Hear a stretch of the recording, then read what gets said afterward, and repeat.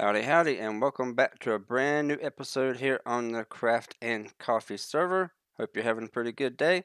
I'm having a pretty good day. Kinda. I got a story to tell, so bear with me. Alright, so Gamer was the first person to find the banner. I had it hid underneath this chest that's behind me. I thought it was a pretty good spot, but he found it. And then he went and hid it, and it circled the server to about 3 to 4 different people. So that's awesome. So people were playing the game. So that's super fun. And I decided in a stream that I would go looking for it.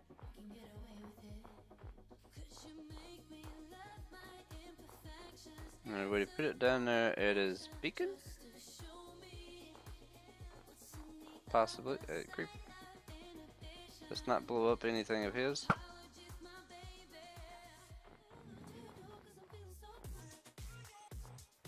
Alright, climb up here.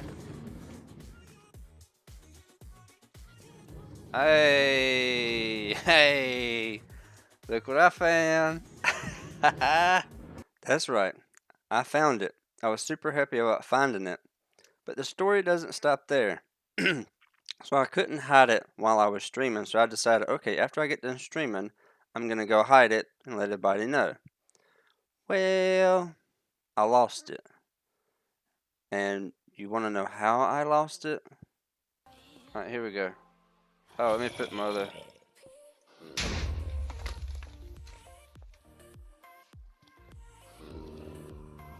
Bad idea. What happened? What did he do?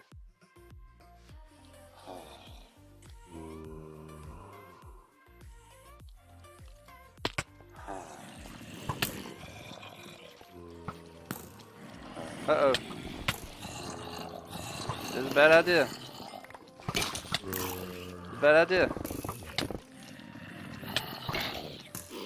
No, no, no, no, no. Oh. So yeah, me and Convolucid went to help Tim out because he died in a cave, and that was a cave of nightmares. And all three of us lost quite a bit of stuff, and this is just a backup banner. I made 2 backup banners. So if we ever lose it again, just someone let me know. I've crafted and made some backups and I'm storing in that shortcut right there. So I do not have the banner. It's already been hidden and found again. So the first thing we're going to do in this episode is we need some backup gear.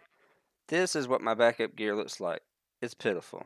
I've got a parent elytra that has nothing on it. I've got basic diamond gear that I got from a villager.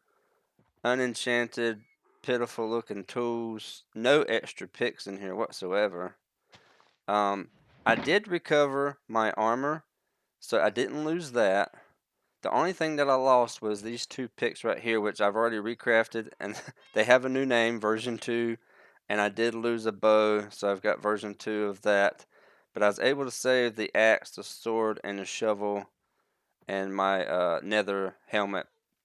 And then, of course, the shulker boxes and everything else that was in my inventory. So I'm going to spend the next several minutes or whatever. We're going to fix this situation.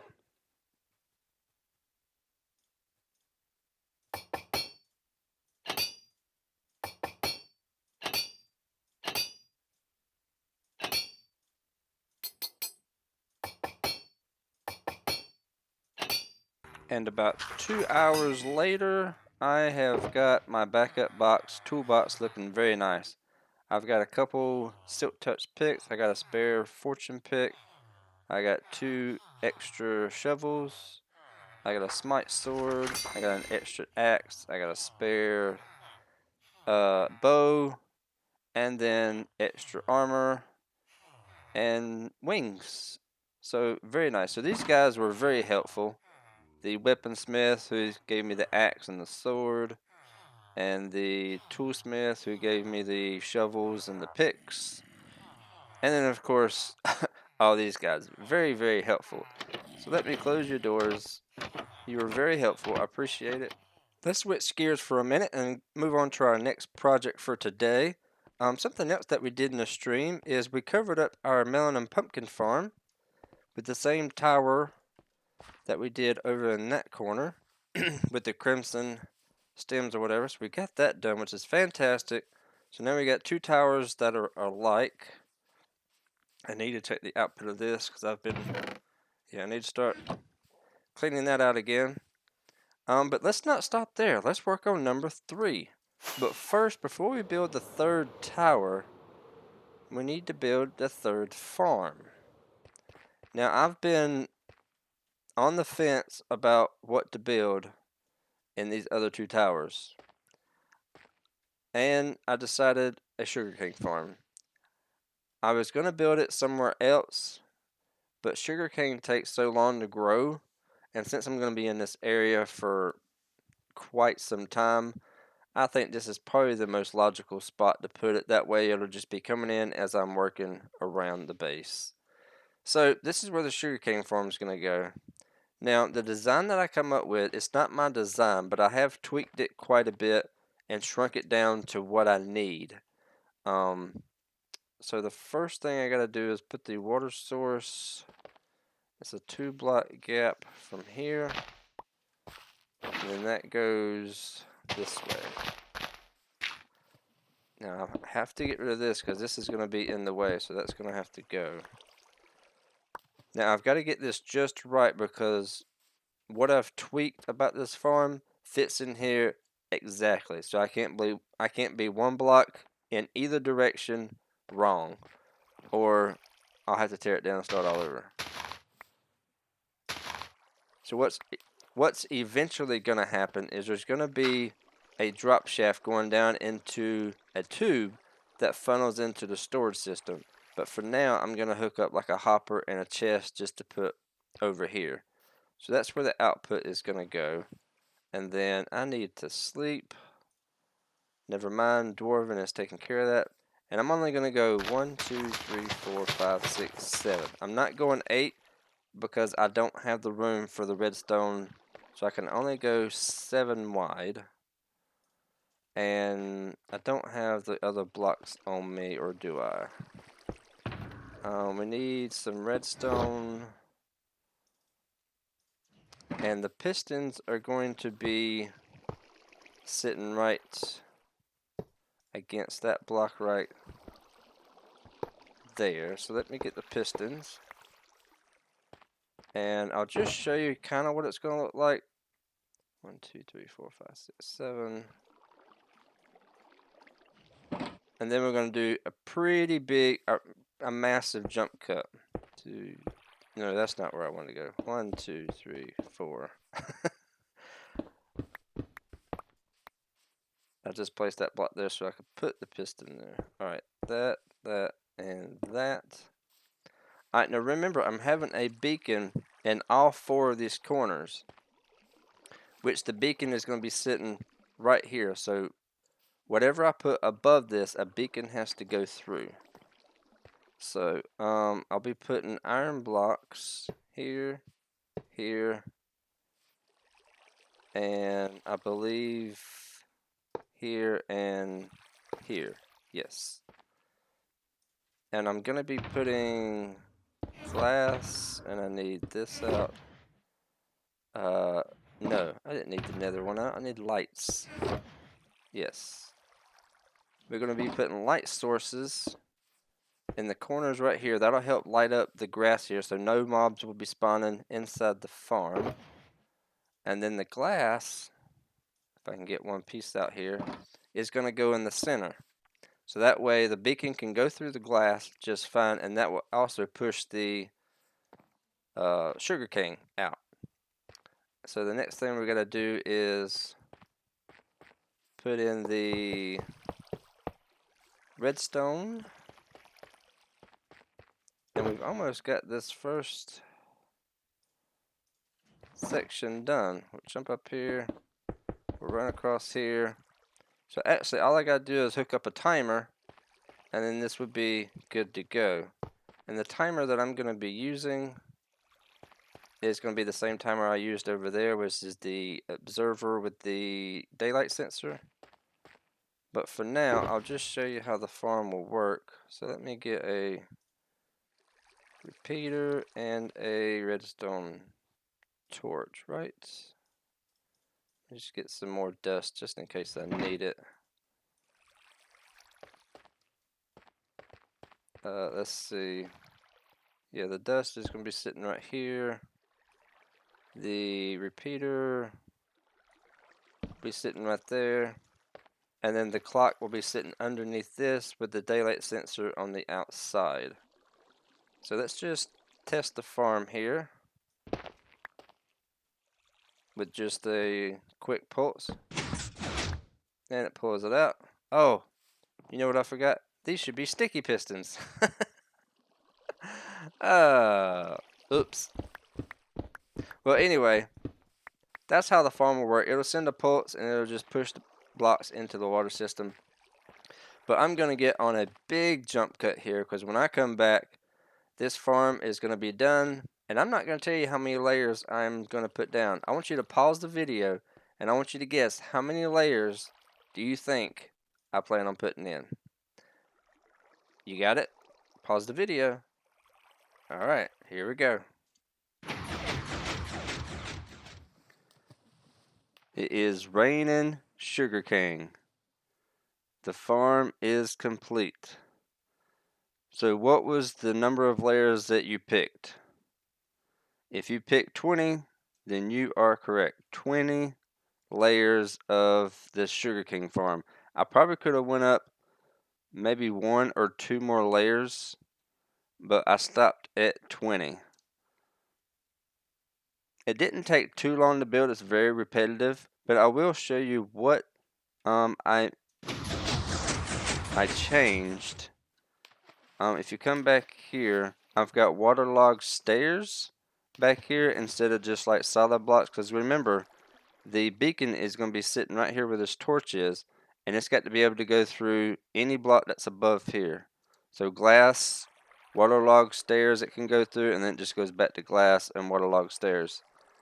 So we're going to test that here in just a second to make sure I did do this right and didn't put a block anywhere. I need to make sure a beacon does go all the way through here, which I think it will. I see all the glass is in place, so we're good there. And the other thing that I had to change from the tutorial was the timing of the redstone. I had to bring it up through a torch tower like this and put like a little delay on it, or the pistons would fire too quickly and leave the blocks pushed out. There it goes again. So I'll show you how much. I've got the timer in place here that sits outside the farm.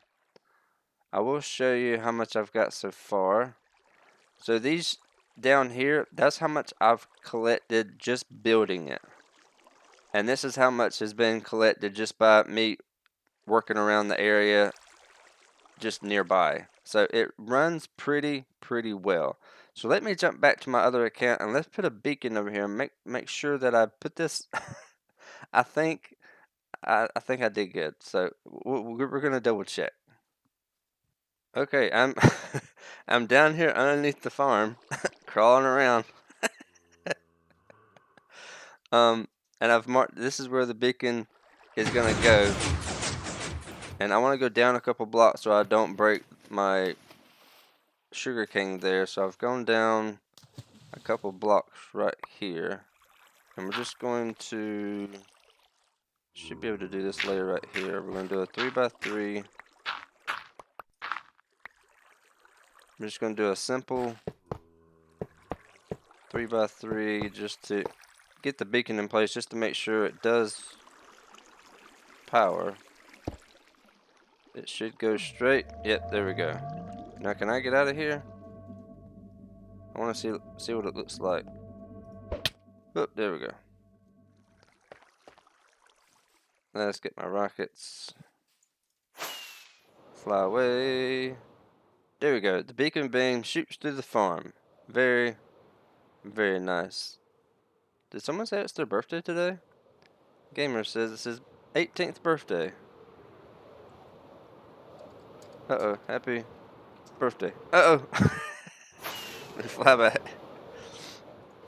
Alright, cool. So I did not misplace a block. That's good news. That is good news. Uh-oh, I fell. Okay. So that we double checked that, so that's good. So now I can take the beacon and place it back over there. I took the beacon from over there just to test out over here. So let me grab that back. And then what I'll do in between episodes is I think I'm just going to go to the shopping district and buy the warped stems, and then go ahead and build the tower around this. Go ahead and get that taken care of. Someone completed, ooh, sniper duel. That one's a tricky one to get. Let me get all this back. So we know that that works. And let me fill all this back in and place the dirt here. And I'll just place a torch here. Okay. So let me get out of here. There we go. Okay. Now that we got that done, that makes me super happy that we got three farms done. I still got to figure out what the fourth farm is going to be. I'd like to have your suggestions in the comments. What should the fourth tower have? What farm should I put in the fourth tower? Because I really don't know. But anyway, I've got one more thing that I want to show you and update you on in this episode before we close it out. So let me clear up my inventory, get some things situated, and let's go to the Nether. I have been grinding away in this south Nether Tunnel, and I'm at the very end of the tunnel. It's 500 blocks from here to the Nether hub, and now the best part of all, it's finished, and we can do this. Whee! We can fly all the way from one end to the other. I don't know how many rockets it takes, but it takes a few. I think one more. Now, here we go. Coming in for a landing. There we go. Anyway, just wanted to share that with you. The south tunnel is now 100% complete. All the entrances are in place. I think there's one that needs to be done, but we can do that later. But yeah, so that's 1 out of 4. We still got 3 more to do, and of course dig out the hub central itself. But anyway, hope you guys enjoyed today's episode. If you did, smash that like button, and if you haven't already, hit that subscribe button, and we'll see you guys in the next episode.